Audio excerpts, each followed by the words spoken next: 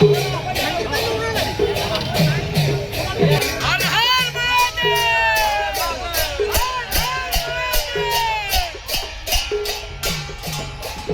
यही पवित्र शिव विवाह उत्सव रे आम अनंतेश्वर महादेव जी है प्रत्यक्ष ठाकुर यहाँ ये उभा महादेव ये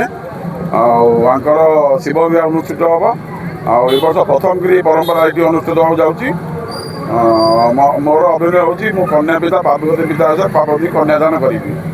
आई सौभाग्य पाई बहुत निज गर्वित अनुभव करुँच बहुत एक्साइटेड अच्छी ये हम पूरा संपूर्ण प्रस्तुत होचे बाट वरण करने बरासी पंचर बाट वरण करूँ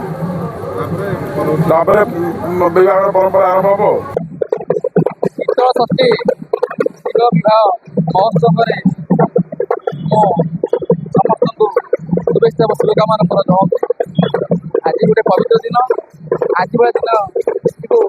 सत्यवती माटीर समस्त देवता गोटे पवित्र दिन आज यही अनंतेश्वर देव महादेव मान कोटि कोटि प्रणाम। आज पर्वटी को यही सेवक सही